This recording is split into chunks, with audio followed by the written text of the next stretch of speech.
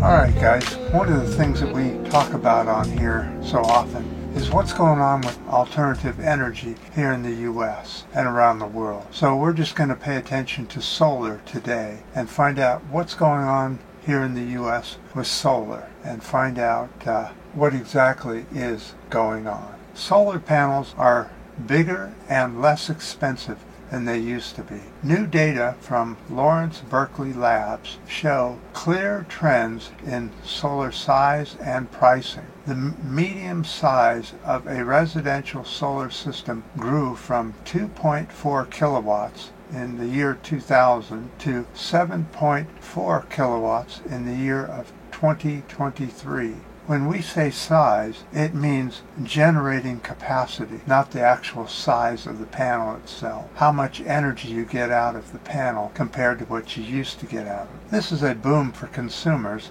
the grid. The median price for solar was $4.30 per kilowatt in 2022. Now it is down to $4.20 per kilowatt. Now let's look at the pricing chart right here.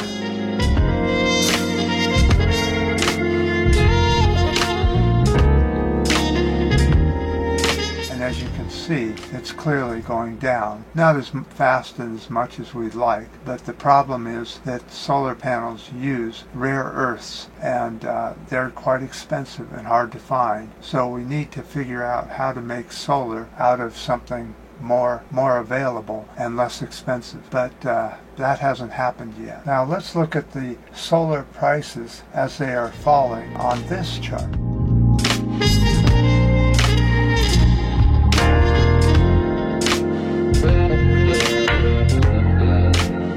Now let's look at how much solar panel systems cost per state here in the US in this chart.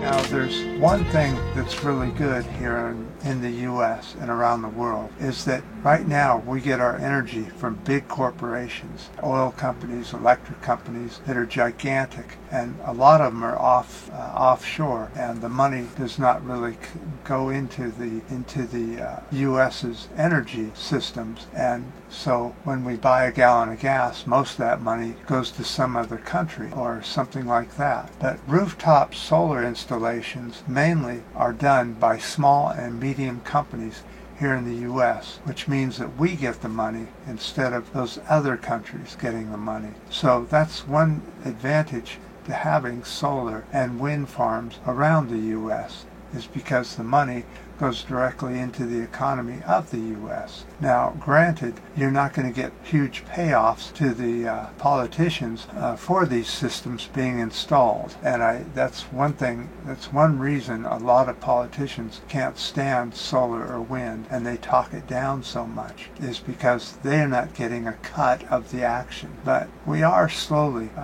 ramping up more alternative energy and getting away from coal and oil and gas. And that's very good for the environment. I don't know if we're getting away from it fast enough to stop the incredible CO2 increases from using oil, gas, and coal. But let's hope that these systems keep growing and will soon outpace gas, coal, and oil. So I just wanted to update you on that. There's not a whole lot of environmental news out there, and so we'll put it out as soon as it comes out, and we can get it without having to go through paywalls from all these various sites that you get this information from.